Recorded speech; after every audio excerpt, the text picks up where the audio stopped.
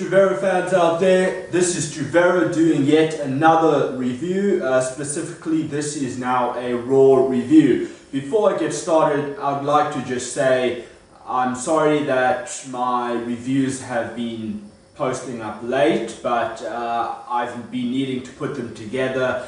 Plus, YouTube for some reason takes a while to upload some of my videos. And I'd like to apologize for that right now. But I am getting up to date with it. I'm hopefully going to start being able to post up my reviews the day after these shows happen. So let's get started. I'll start with the Sheamus return promo. There's no specific date yet as to when Sheamus is expected to return. But if I had to guess, he would come back possibly at the WrestleMania event, probably going to be in that Battle Royal. And my guess is what's going to happen, because there's a lot of talk going around that Sheamus is going to be the next top heel, that WWE is going to turn Sheamus heel again. And I quite like the idea. I think we need more heels in WWE. Plus, Sheamus did a very good job back in 2010 when he was that heel, when he first started in WWE and things like that. He worked a heel very well, and I think he'll do a very good job.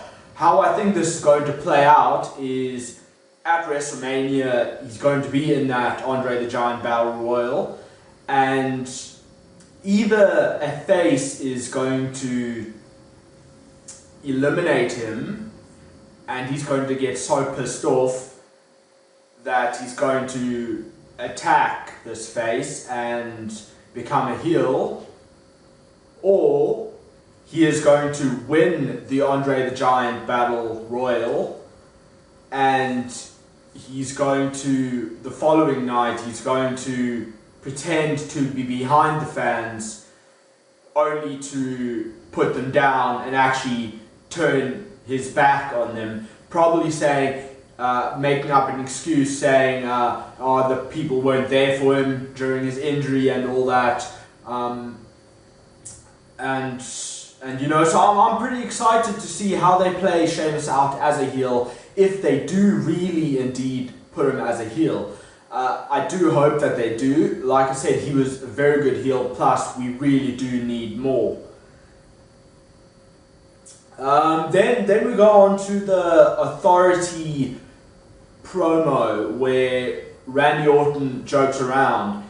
He says that Kane turned from being the devil's favorite demon to the devil's favorite dumbass.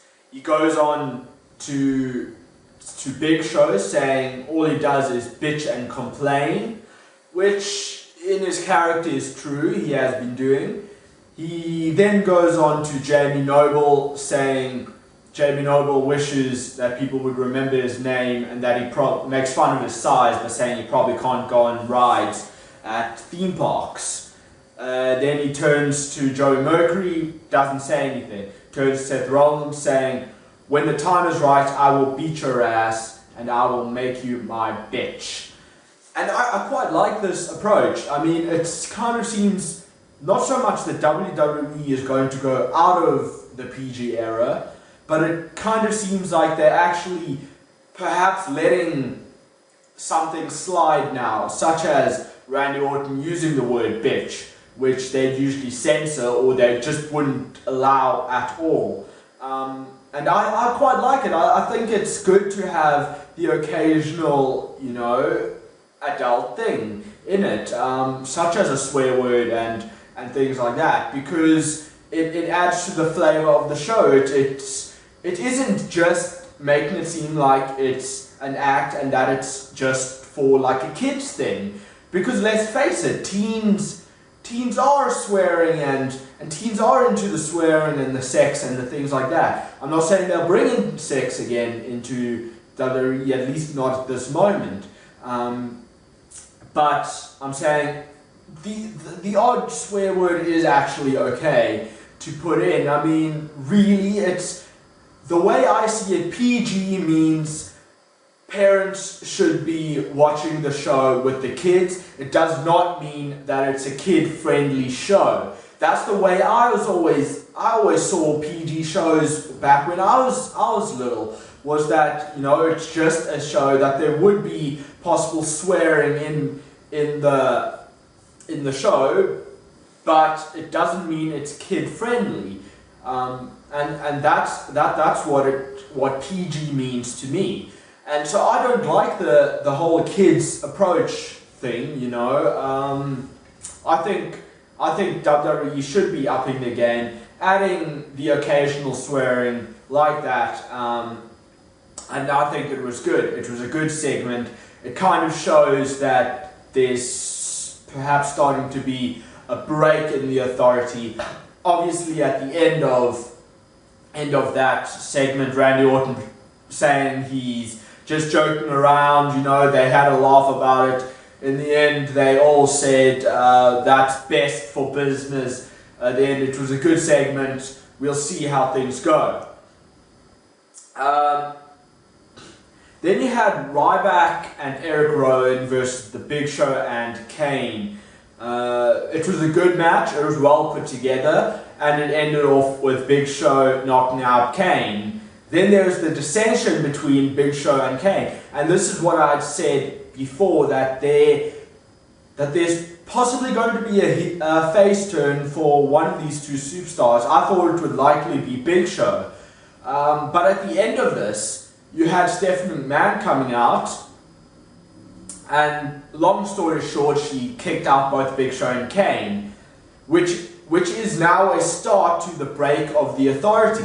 I think that there's possibly going to be a face turn for both Big Show and Kane, turning on the authority. Maybe, maybe not. I don't know yet. I think it will only really show come WrestleMania time. Personally, I hope that Kane turns into the big red machine, the devil's favorite demon again.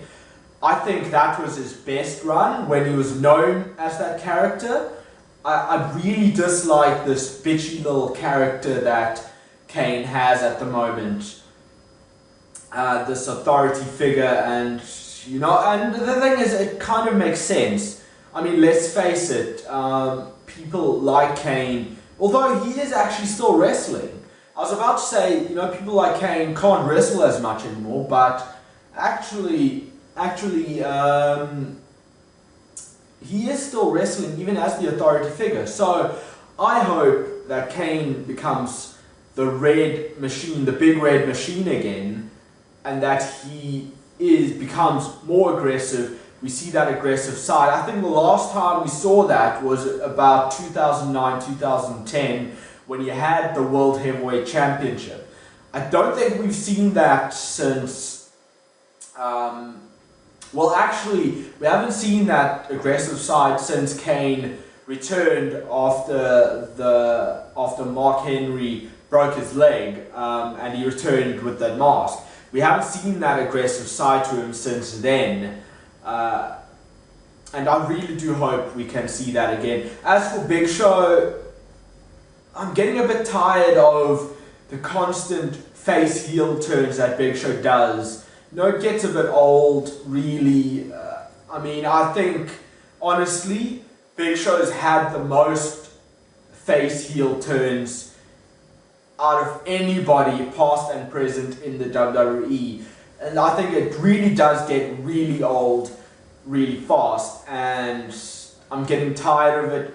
I hope that if he does do a face turn now, that it will be his final face turn, at least for a long time, for a little while. I don't know how much longer Big Show actually can go in WWE. He does look to be in great shape, I must say. You can make fun of his weight all you want, but the fact that he's still going strong, Big Show is still going strong in WWE, actually shows that he is actually still capable of going for quite a while now. Then we go on to Daniel Bryan versus Bad News Barrett. It was quite funny considering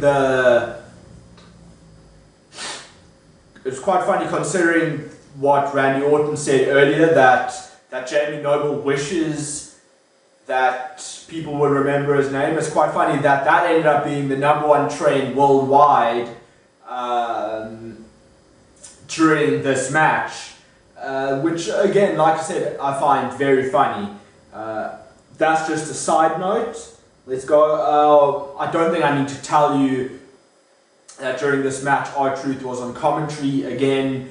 You know, it's become quite a trend now, quite predictable to that. But however, the matches are still very well done. There's not much to say about it. Like I said, the match was well put together. It was well done. I give props to both superstars. Bad News Barrett attacks Daniel Bryan after the match, and then Dean Ambrose attacks Bad News Barrett, and then next is Dean Ambrose's match against Stardust. So obviously on SmackDown, Stardust took the title, thus inserting himself into the Intercontinental title picture. So match, just put the match to the end. Dean Ambrose beats Stardust. Ambrose takes the title again. Bad News Barrett attacks Ambrose. Bryan helps. Harper comes out and joins the brawl. Ziggler comes out, joins the brawl. R-Truth sneakily takes the Intercontinental Championship. Puts it in this bag. At the end, Bad News Barrett wants the title back. R-Truth gives the bag to him, then runs to the ramp because Bad News Barrett went into the crowd, reveals that R-Truth has the real title and that Bad News actually has a replica title. The segment was again well done. I'm enjoying. I mentioned it time and time again in my previous reviews. I'm enjoying the Intercontinental Championship segments. They always go really well. I'm liking these brawls after the matches where all these superstars end up coming out, where to the extent where there's just one superstar left who ends up taking the title. And I'm quite enjoying it. I admit I thought that Goldust would come out at some point, because obviously now Stardust is in the Intercontinental title picture and there's this rivalry between Gold and Stardust. So I thought that Goldust would have inserted himself into that Intercontinental Championship match now, but it's not to be. I think they're just biding their time. WWE is doing the smart thing and letting it wait a little bit. And that's a really good idea. Let the WWE Universe think that Goldust actually won't be a part of this match, and then bring him in perhaps in the last minute. You know, perhaps going into WrestleMania, Stardust will actually have the title. Obviously, Bad News Barrett is the actual champion, but will be holding the title. Stardust will. And then, next thing you know, Goldust actually comes out at WrestleMania and inserts himself into that Intercontinental Championship picture. I'm quite enjoying it. I'm excited to see what else they bring in. Will there be more superstars that insert themselves into the Intercontinental Championship picture? We are yet to see.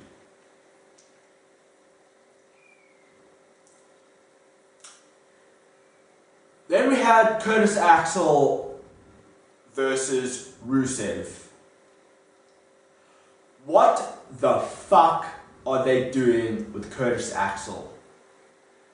Now I'm getting really pissed off. John Cena, I let it slide. The John Cena match, I let it slide. We obviously knew that John Cena was going to win. And now they put him against Rusev? I mean, come on, clearly Rusev is going to win, and he did. I mean, but like, why the hell are they doing this to Curtis Axel? I mean, I kind of understood the matches where it could have gone either way with the other mid-card superstars, such as Fandango. That I understood. But when you put it against top superstars, top card superstars, like John Cena and Rusev, like, what the fuck are they doing? Where the fuck are they putting Curtis Axel now? I thought perhaps they're going to give some push to Curtis Axel at some point. Now I'm starting to doubt it. Are they actually putting Curtis Axel as a jobber again? And why? Why? What the fuck did Curtis Axel do to deserve this? It's really pissing me off now. WWE, if you happen to be watching this, which I seriously doubt, listen to me, listen to the audience who want to see Curtis Axel go somewhere. Don't let him become a jobber. Give him something. Give him momentum. Remember that he was once an Intercontinental Champion, and a good one at that.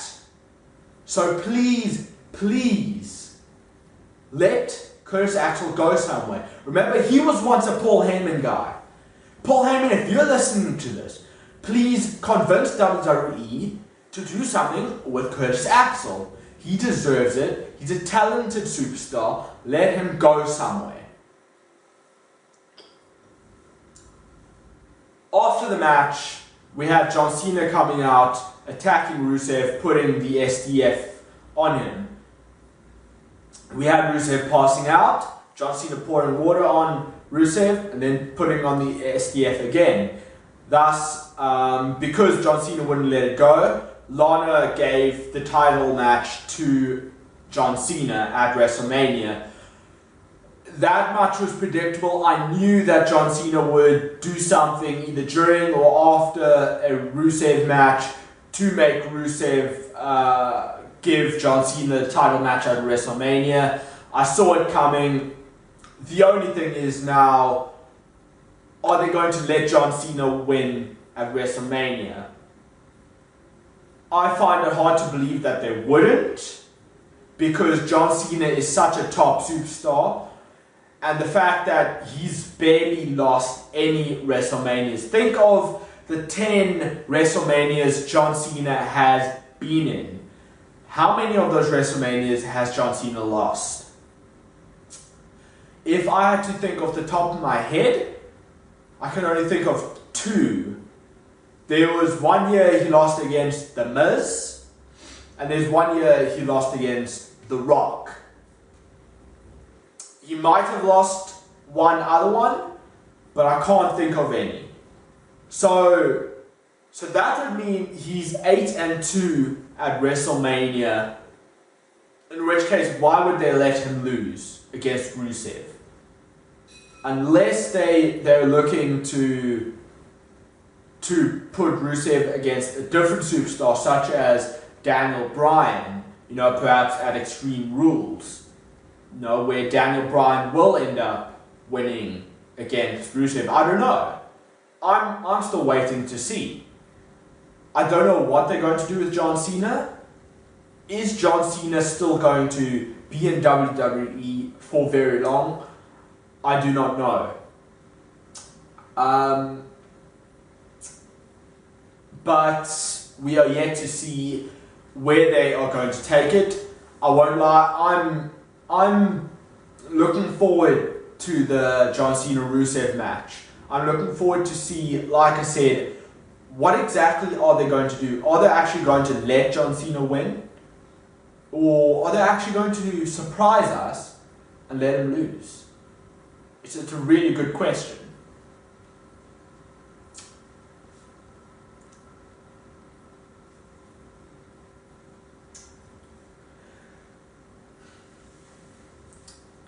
Then we go on to the AJ versus Summer Rae match. There's nothing really special about it. It was a very slow-paced match, I thought. It looked planned, there wasn't really any chemistry going on, I thought. So it didn't really interest me that much. There was an announcement on commentary though that confirmed what match there will be at WrestleMania, and that is AJ and Paige versus the Bellas in a tag team match. And that's the match that will happen at WrestleMania. Even though it was a slow-paced match, I still think we should give Divas a chance. So if you're on Twitter, please use the hashtag give Divas a chance, and let's do it. Let's see it happen. Then we had the Miz segment backstage. Miz trying to convince Wiz Khalifa to work with Miz as a rapping artist. And Wiz Khalifa actually saying, you know, it sounds good. The title of The Miz and Wiz sounds good. However, I've already signed an A-list superstar with me, and that being Damien Wizdow, you know, as in Damien Mizdow, or Damien Sandow, whichever you prefer to call him. And I find this interesting because then we had Wizdow doing a rap for The Miz, basically saying that at WrestleMania he is going to be in the Andre the Giant Battle Royal, and saying that put friendships aside, he is in it for himself, and that's what I like to see. I'm liking this standing up to The Miz for a change. I'm liking that view of it, and it's pretty much showing that Mizdow won't be listening to The Miz come WrestleMania, and that he will do anything to win that Battle Royal. So I'm excited to see that. I'm excited to see how far this goes. Then we had the Usos versus Los Matadores. We had Los Matadores winning by pinfall after a distraction by Alter. I'm quite interested to see where this goes. I saw a backstage segment after that where they were interviewed. It was actually done really well. I'm thinking that they would be good as tag team champions as well. They're definitely one of my favorite tag teams now, along with Cesaro and Kid. So I'm excited to see them now getting put into the tag team picture. I hope that they do get put into the tag team picture, and I'm hoping it will be at WrestleMania. Let's go on to New Day versus Cesaro and Kid. New Day. The New Day ended up winning that match, but Cesaro and Tyson Kidd are still impressing me. They are still a great tag team as well. I'm guessing that perhaps this could possibly mean at WrestleMania there will be a Fatal 4-Way tag team title match. There will be the Usos versus Los Matadores versus the New Day versus Tyson Kidd and Cesaro. I think that would be a great match. I'm excited to see it. It's good to see that the tag team championships are once again getting prestige to it, just like the Intercontinental Championship is getting prestige as well. I'm excited to see the tag team division getting its notice once again, actually meaning something once again. What I'm hoping to see in future though is different kinds of matches other than just normal tag team matches. And I'm also talking about Fatal 4-Way tag team matches. It mustn't just be the normal tag team tagging in a Fatal 4-Way tag team match. They must have a Tornado Fatal 4-Way tag team match again. They must have a ladder match. They must have TLC matches in the tag team division. Table matches, chairs matches. Some sort of special matches. No disqualification tag team matches. those are the type of matches I'm wanting to see in the tag team division again. It's just like now at WrestleMania, there will be a ladder match for the Intercontinental Championship match. I'm looking forward to that. It's something different. It's actually showing that the Intercontinental Championship has meaning again. And so for the Tag Team Championships to officially have meaning to it again, it should be a special match. It should be a table match perhaps, or a tornado tag team match. Something that will make the tag team match special again. Then we had Naomi versus Natalya. It was a good match. It was actually a well put on match. I quite enjoyed the match. I thought it was done very well. There was lots of counters to it, and so I enjoyed that match a lot. I liked in the end how Natalya took the title from Tyson Kidd, saying that it's her title. And that, I'm noticing now there's some dissension between Tyson Kidd and Natalya. And so I'm kind of wondering, where are they going to go with Tyson Kidd and Cesaro? Are they going to make Cesaro and Kidd lose their titles at WrestleMania? Or are they going to give him more of a push? I personally hope that they do not let Cesaro and Kidd lose at WrestleMania. Like I said, Cesaro and Kidd are a great tag team. They bring so much to the table in their tag team matches, and I think they will do really well as tag team champions. So far they have been doing an excellent job in the tag team division as tag champs, and so I hope to see a long title run for both of these superstars. And then we go on to the Sting promo. I'm not going to say very much about it.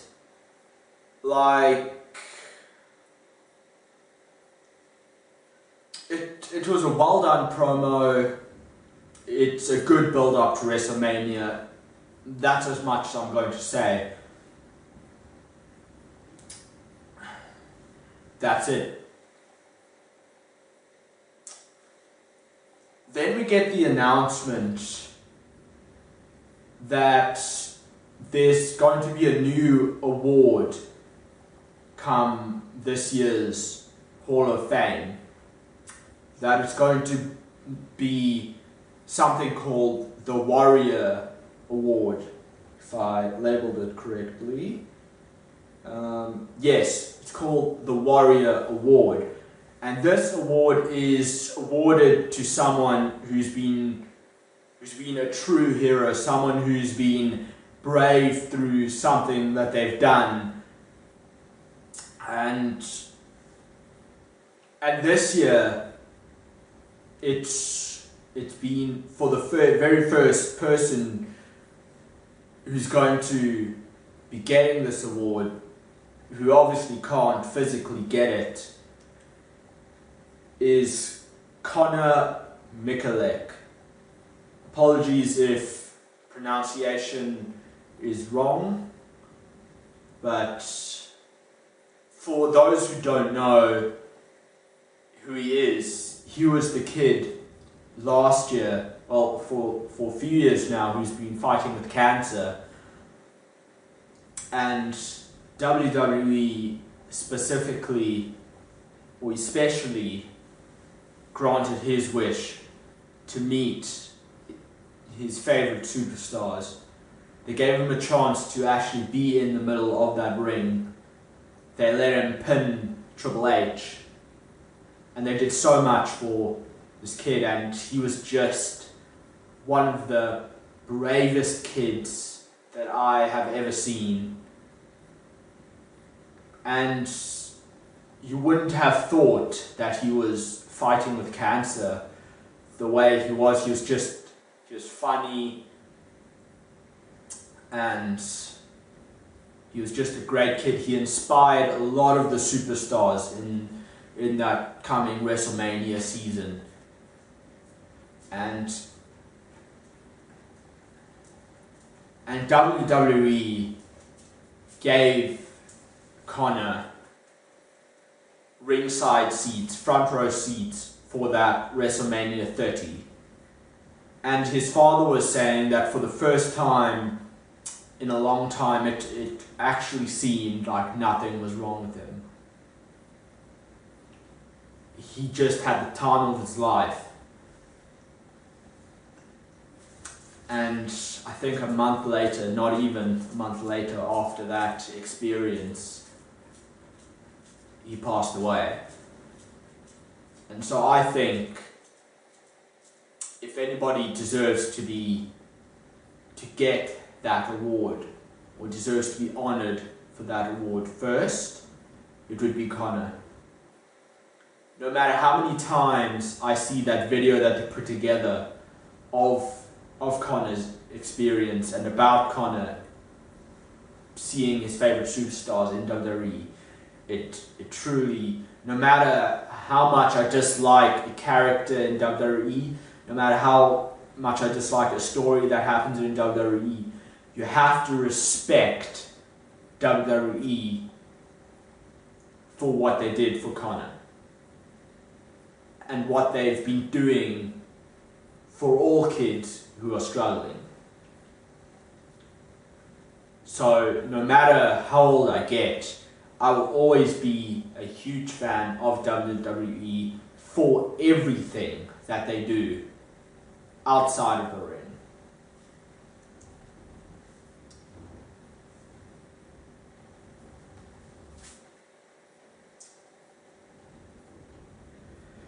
Then we go on to Paul E. Heyman again. This time Brock Lesnar was in the ring with him. Nothing special happened with Brock Lesnar. Paul Heyman was just out there doing another promo, another excellent promo again, by the way. Paul Heyman's microphone kept getting shut off. I don't know if that was actually a part of the promo or if that actually was happening. But Paul Heyman was once again pulled off a tremendous promo. A lot of quotes I can say here. Because if Brock Lesnar wants to spend his summer unifying the WWE and the UFC title, that's what he's going to do. Then he goes on to say, hey, censored this one. If Brock Lesnar decides to go to Las Vegas and smack around Floyd Mayweather and Manny Pacquiao, then that's what Brock Lesnar's going to do. Here's a message for everyone that keeps on shutting off my damn microphone. This title no longer belongs to WWE. This title belongs to Brock Lesnar. It's his and he's not giving it back. And like I said, Paul Heyman once again pulled off a great promo. It makes you want to see him again the following week, and it makes you want to tune in to WrestleMania come that time. I'm excited to see what else Paul Heyman brings to the table leading into WrestleMania, and I'm excited for WrestleMania as well. Then we had Bray Wyatt taunting The Undertaker, trying to get The Undertaker to respond to his message. I thought we're going to see The Undertaker in the flesh, but we didn't get that. We only got a message responding to Bray Wyatt's call out of The Undertaker saying that come WrestleMania, these two will face. It just had a voiceover, probably an old voiceover of The Undertaker saying rest in peace.